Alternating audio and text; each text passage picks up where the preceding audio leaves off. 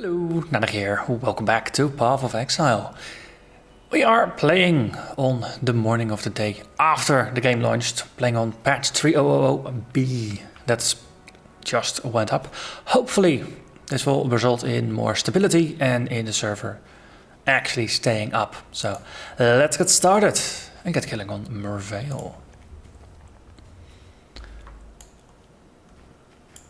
And we got ourselves a waypoint. Very, very exciting. Because that gets us more gems. So, Ice Nova, Firestorm, Arc, Flesh Offering, Essence Drain, and Scorching Ray. I think Flesh Offering is gonna be appropriate. It is an offering gem. Also get Spirit Offering. Bone Offering is not until next act, I believe. Ah, there. So once we get our hands on Orb of Alteration, then we can actually proceed with that. But for now, an aggressive Flesh Offering should work just fine.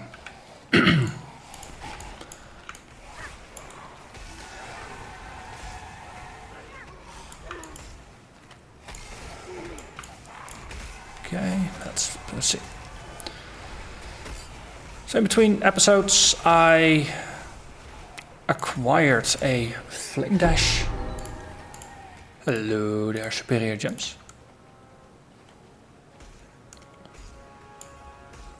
I was saying I acquired a Flame Dash and added Arcane Surge to it.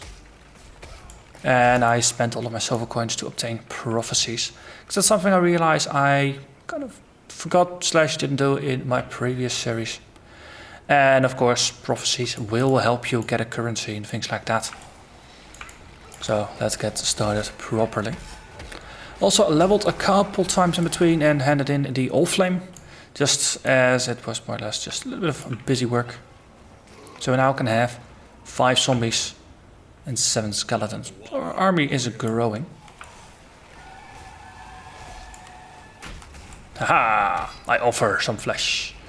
And get this nice glowing spectre. And let's see. Say hello to Haku. Find his spirit for him. I did see a ghost there. A minion build like this is probably gonna have issues with ghosts.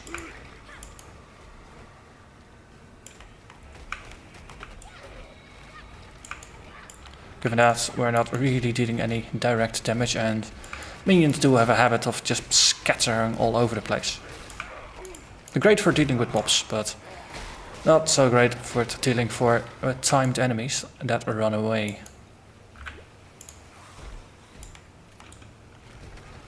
Okay, maybe just moving into a pact like that. It's not a habit I should be cultivating. Just channeling my inner shadow there. Okay. Passive skill points. So, current state of the game is we have Lord of the Dead, we have Grave Intentions, so those boost our minions. And next up is going to be Melding, just to boost both our life and energy shield. Quite a large cavern, I might add. Skeletons currently only last for 20 seconds, so they're a bit like damage spells that just walk around for a little bit. Raging Spirit's Totem, just very helpful in the fight as well.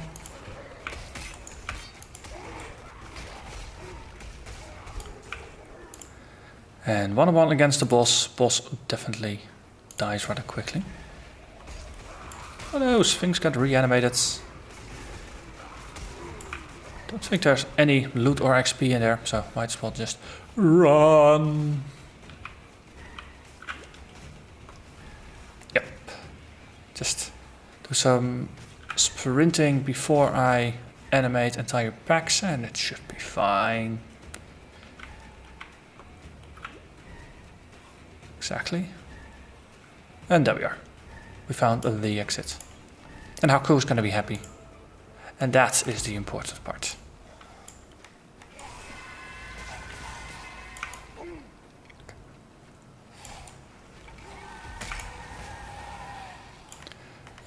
let's get moving. Let's find ourselves a Merveil.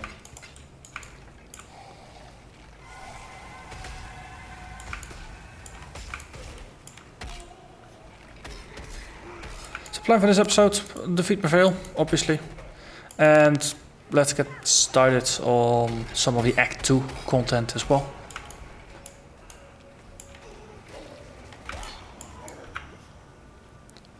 And let's just hope that the servers are going to remain alive and well. But as is, has almost become a tradition, if there's a big launch to the game, then there's chances that there are server issues. Because it is always the most busy time in the game.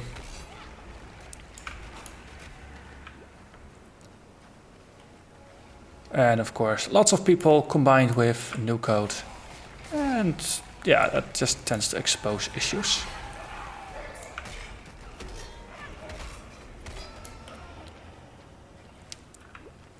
Some of the things, of course, now they were found and fixed in the beta. Ooh, might note, positional audio. I've updated the loot filter to use the new positional audio, so should get a rough indication of where the sound is coming from. I do hope that it comes through decently in the YouTube mix. And we have a prophecy with a powerful invader. So that explains the patch notes that invaders now have 50% more life, because they are still there in the form of prophecies.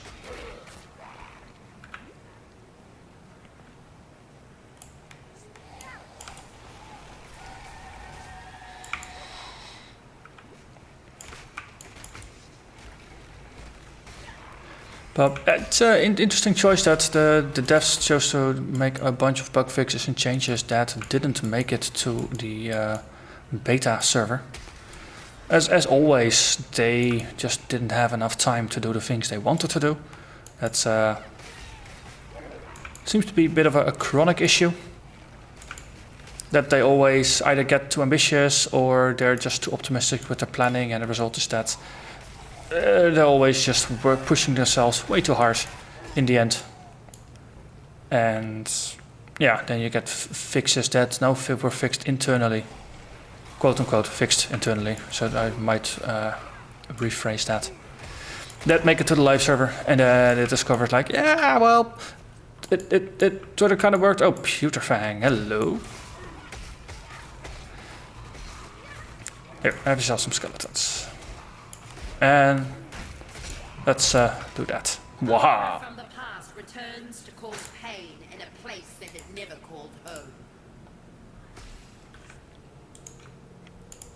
Hello. +1 to fire gems, you say?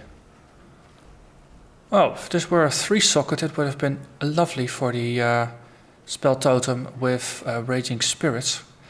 Without it, not entirely sure that's going to be a great idea. 1 to 4 damage to spells, crit chance. That's going to be less spell damage than what we currently have, so too bad. But we're not going to go with it.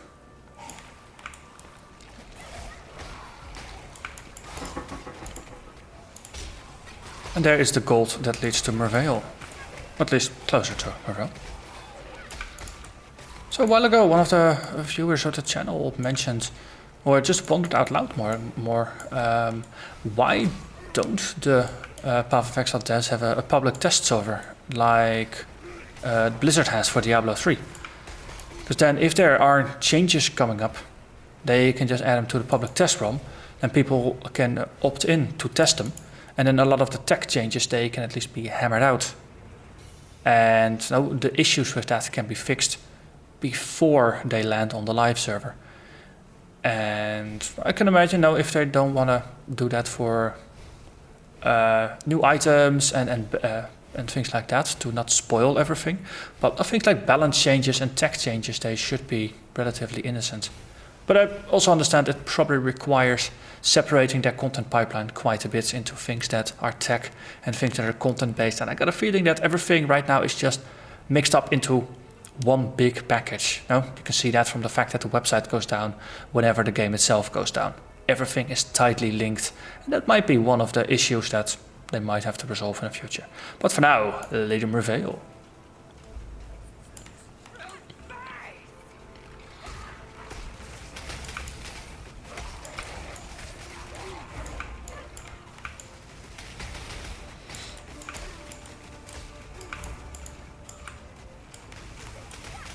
Okay.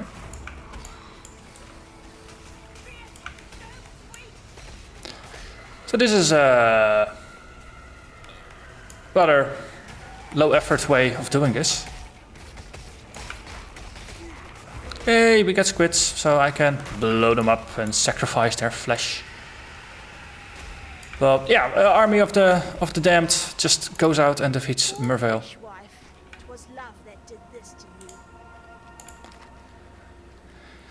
Let's see.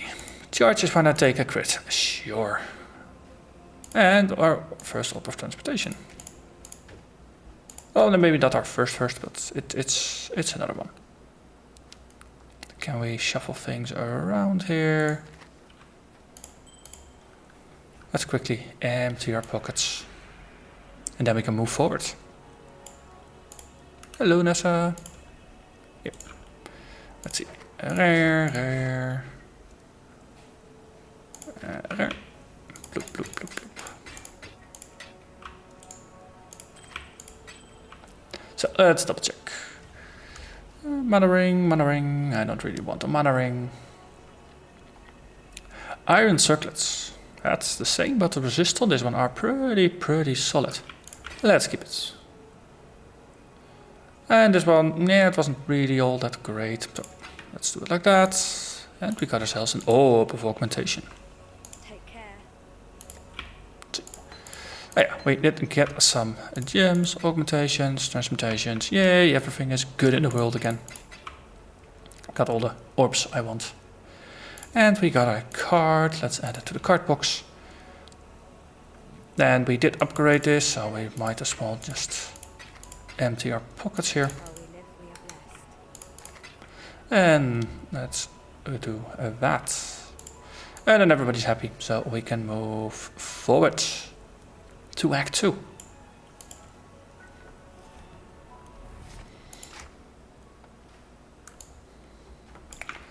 Let's see, there's some corpses here. Excellent, we can refresh our zombies. Alright, no more corpses. Let's go hunt spiders. Lovely, lovely little waypoint. See, there's still some life in this twitching corpse of the continent. Okay, there is a rare here, but the minions will get to it. Of that, I have no doubt. And we use the monkey corpses to erase some mummy zombies.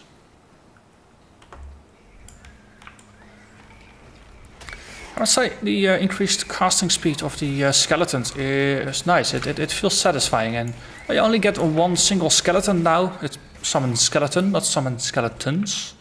You get one instead of two. But they did cut down the casting time in half as well. So there's more going on. You can more individually place them, and it feels a little bit more satisfying.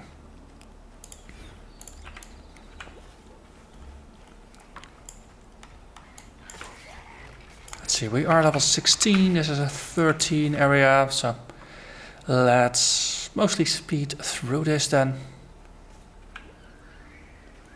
Just stopping every once in a while to just recharge my flasks.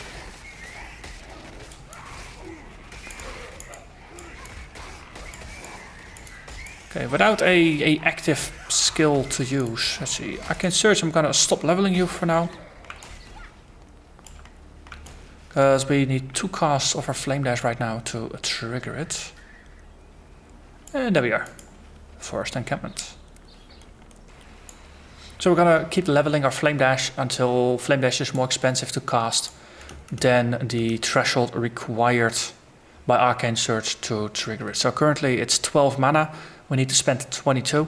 So the moment we get a Flame Dash costing 22 or 23, that is the moment where we can actually start to have a look again at leveling Arcane Surge. So that way, whenever we cast the Flame Dash, we will always get the bonus of Arcane Surge, increasing our spell power and our casting speed. And then we can basically just trigger the bonus at will which is what I want.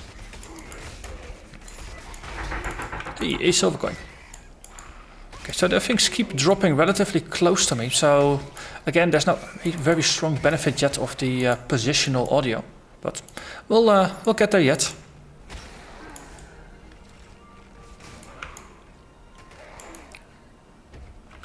Let's keep running.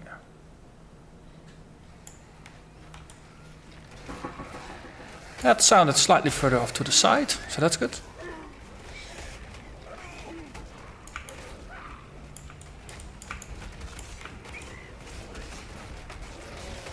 Almost makes me feel like switching the skeletons and the raging spirits, putting the skeletons on the totem and the raging spirits all manual casting for now, just so I have something to do in the fight, because I find myself just chain casting these skeletons over and over and over again, even though I'm already at the limit of 7.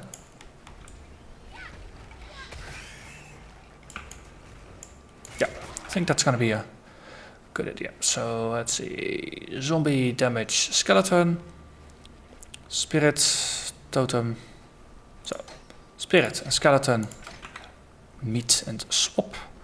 Then skeletons go here, spirits go there. Then we have a lovely totem for the skellies, which only casts when there's enemies nearby. And then we can just manually cast raging spirits. Yay! I can feel useless in battles, useful in battle now. Did I say useless? I of course mean useful. I can feel useful again. Yay, I'm doing things. Look at me casting.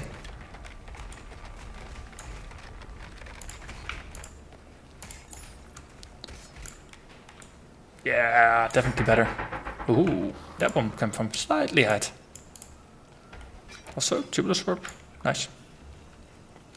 And oh, aha, we actually found the den thanks to the new map system.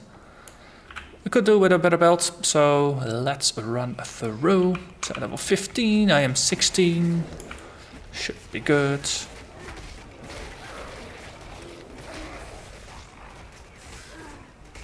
Might notice that there were 8 skeletons instead of the 7 I am limited to have. The totem also counts for 1 because it is the thing counting the casting the skeletons. So that's why we actually have quote unquote 1 more than the limit allows. Ooh, a bone spirit shield. We can use those to craft ourselves a flask of animation, which we can use to get a +1 to minions' helmets.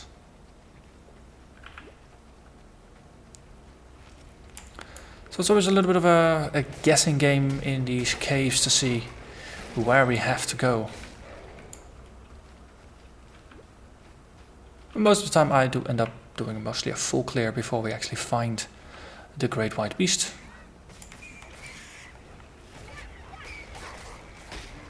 Wow, see, some people have been productive overnight. That was 79. It's one of the advantages, I suppose, of being in the US. Then the launches are not near midnight, but they're actually just before the evening, I suppose, depending on where you are in the US. But it means you got quite some time to go, and it's not like if you want to really level your character that you have to do a marathon going deep into the night. Of course, if there's server issues, then you'll be suffering through most of them while the devs are just frantically fixing it. Whereas Europeans, we can just sleep through the issues. Oh, hello. Tortured arsonists. This is different. A waypoint and a door. I wonder what they are for. Just trying to keep up the suspense a little bit for those who might not have watched the beta footage. Just pointing at the things that are different. Just hinting at things but not spoiling too much until we actually reach the new places ourselves while playing.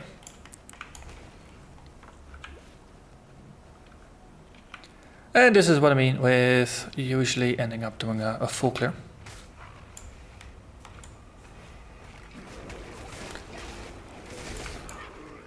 Would be too easy if it was next to the entrance, right? Well, there are spiders here that will get me some more flask charges.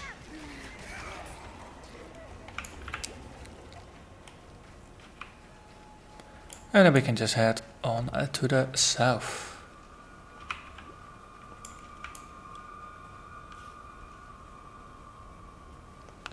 Here, beastie, beastie, beast, beast.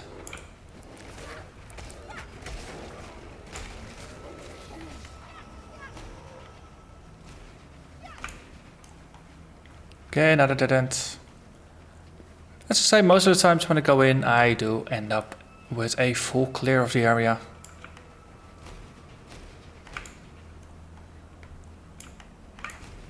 But that's alright.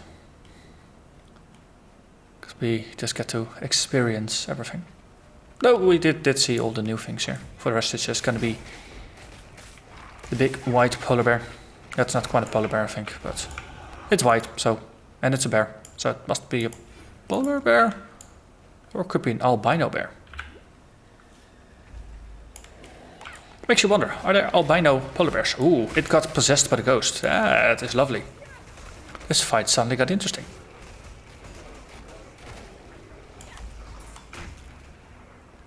Kill a possessed monster. There's an achievement for that. Wonderful. Also, lots of items to pick up and sell, so let's do that. Let's see. So, some of the more obvious ones. Ooh, bonus to spell damage and resists. Technically, it's better than what we have, so might as well keep it. Well, it's. I could move the links here because these are new boots that are, again, technically more energy shield, and the resists we don't really care too much about. Bone Spirit Shield is going to be useful for crafting.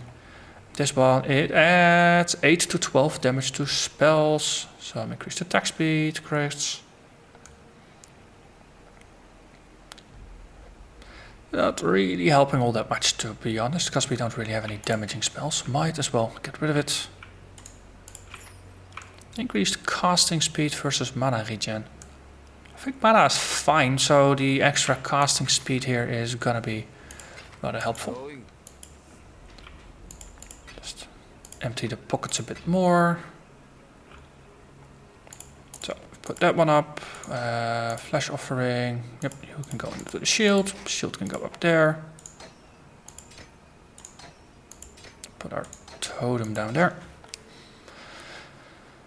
Lovely, lovely. Now we have this Bone Spirit Shield. And what was the recipe again? Well, we first probably should have a 3-linked helmet before considering that.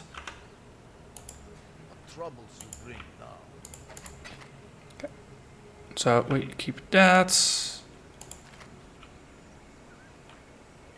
This seems better. Oh, Torch Cage.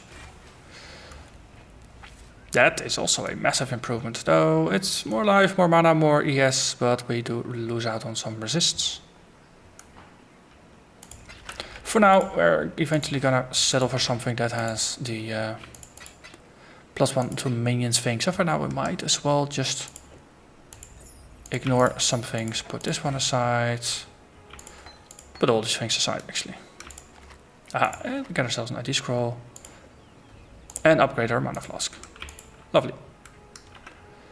Yina was going to be happy with this. Gives us a new belt. A rare belt with strength, you say.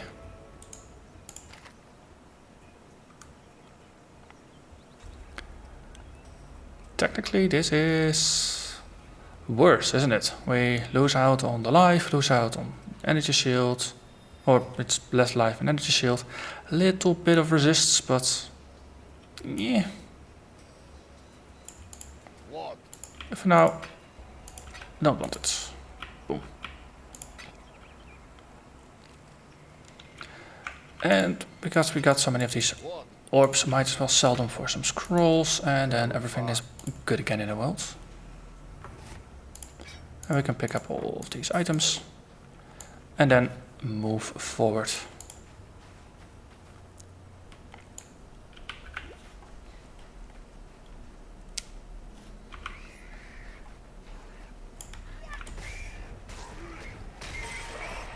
So slightly increased casting speed results in slightly more rating spirits.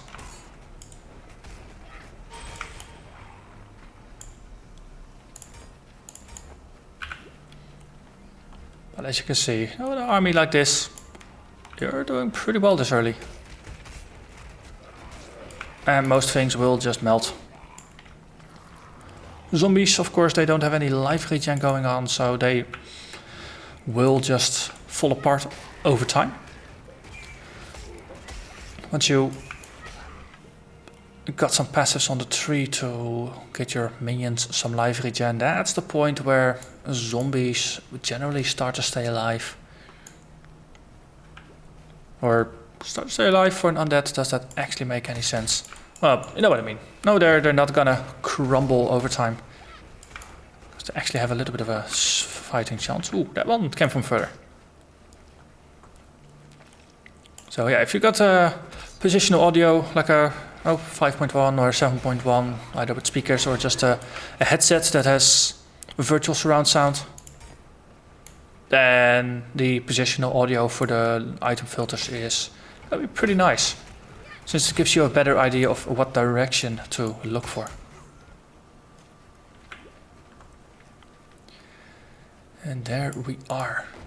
So for the bandits quest, it has been completely overhauled. And because of course there's no more cruel and merciless difficulties, all we have now is one single playthrough of the game, 10 acts, no more difficulties. But of course that means there's not going to be 3 repeats of the bandits. So they have new rewards. And in this case I'm going to ignore what the bandits have to offer. And I'm going to side with town, I'm going to side with Eramir. And that is going to get me 2 whole skill points.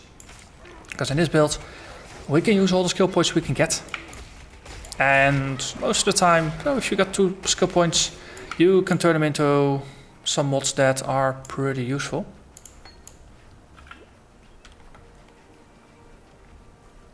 And there's quite a lot of power in some of them.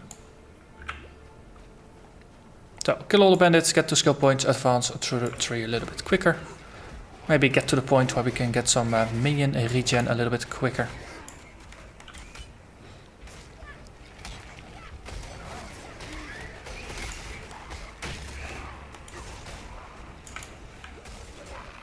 So, just gonna follow the road.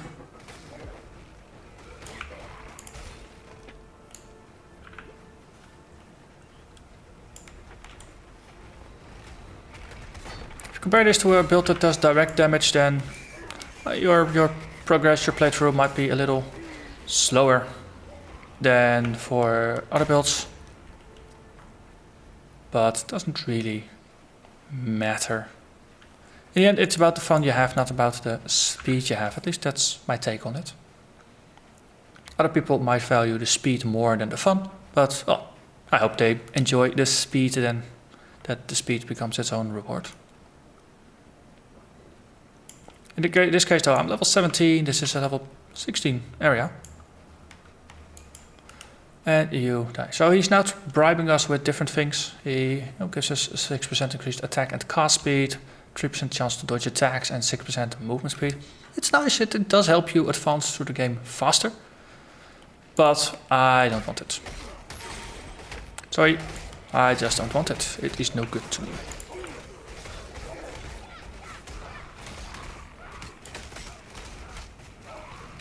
To resummon some of our zombies. And he keeps teleporting about.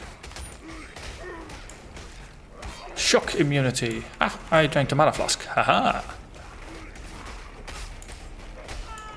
Wonder if that's a new icon. Or if I've never just seen it or noticed it.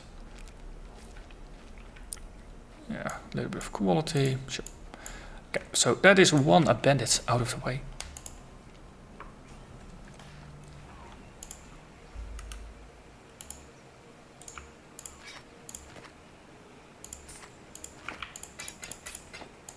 Let's see, one more. Decent for life, but as I said, I would like to keep the strength belts, so that's too bad. And none of these have links, so they are easy to sell. Dealing with items, every item you can always just argue any direction for its merits unless it's just universally a bad item. But no, just making quick judgments does allow you to go through, because I'm pretty good at just overanalyzing things way too much. And let's see, let's also do the Chamber of Sins today. Could be a little bit of a longer episode just to make up for the fact that we didn't manage to defeat Merveil in the previous episode. I would say I'm enjoying myself.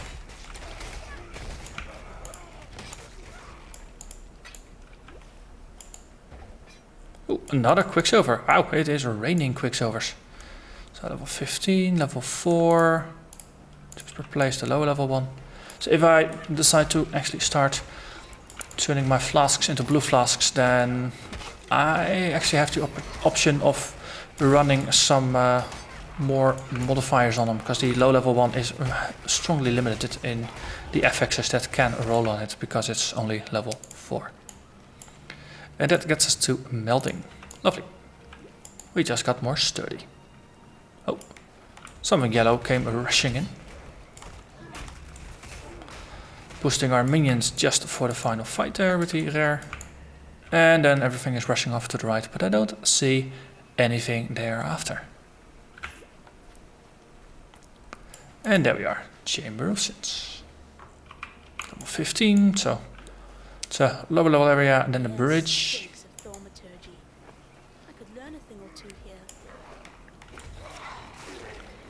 So I know the earlier parts of Act 2, it's, especially if you've leveled up a little bit, you're gonna run around in some areas that are pretty under-leveled compared to yourself. And we need to be on the other side there. So Chamber of Sins layout got changed as well. The waypoint is now on level 1 instead of 2. Hey, hello there, Harbinger. Oh yes, this was the Harbinger League. Might as well enjoy some hardcore Harbinger action here. With all your fancy lightning attacks.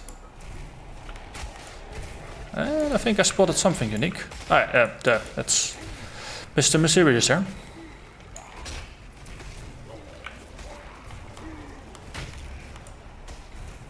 Oh, we're nearly there. Yes, like that. Lots of sharded currency.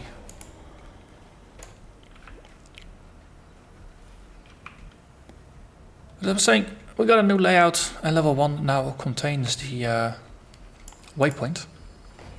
And the trick now is, if you found this room and the waypoint, from the device to the waypoint, that direction is what points you towards the stairs down. So we just follow this corridor and voila, there's the door. Or the stairs, rather.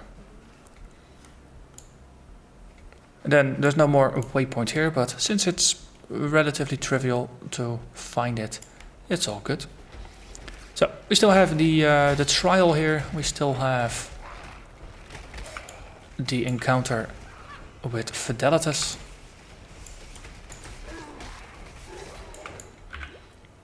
So let's first look for the trial.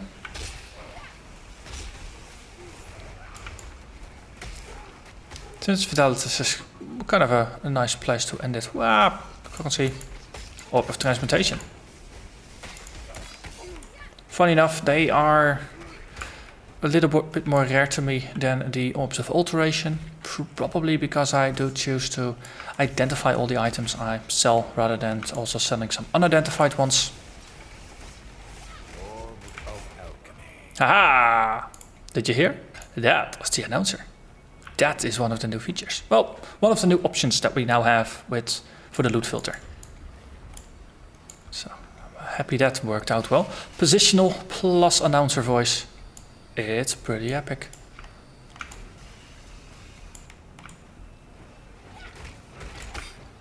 Okay, actually we can just teleport through. We can ignore the mechanic here. Just have to time your teleport a bit, because you have a little bit of warm-up time. But it's all good.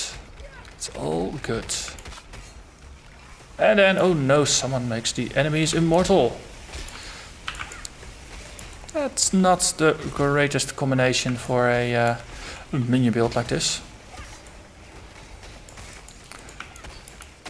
You are the one that needs to die.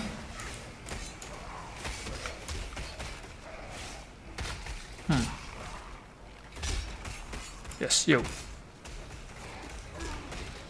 Just surround you with minions and let the problem solve itself. Exactly like that. So this is what Dark Pact will hopefully help us in the future. Because it will just allow us to do damage in position. Rather than having to rely on the AI of the minions or coaxing the minions to attack whatever we want. So these zombies got beaten up quite a bit. So, much better now.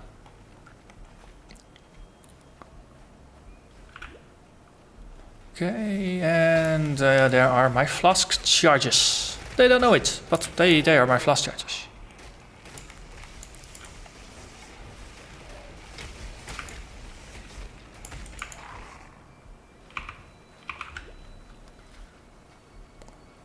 Hello, spiders and some skeletons.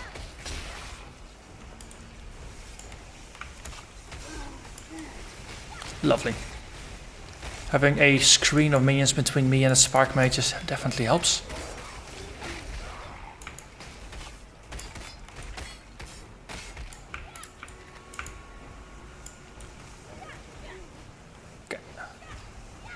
Minions do have this unfortunate habit of just running off into the next room and the next room and the next and the next.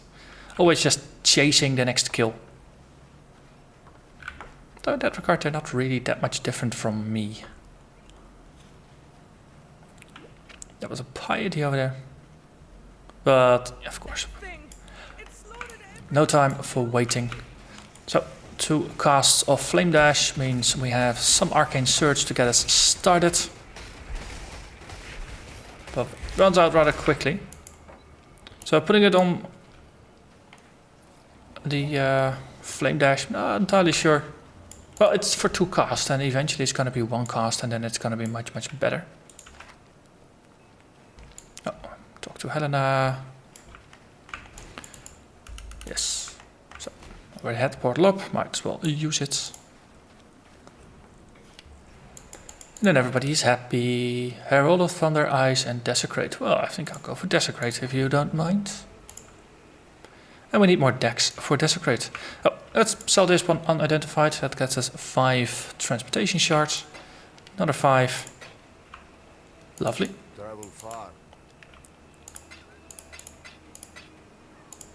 Oh, we managed to actually get enough of these alchemy shards, I think. Alchemy shards to actually make another orb of alchemy as well. And this is yet another orb item. Cool. So, it's going to be a good point to call it an episode.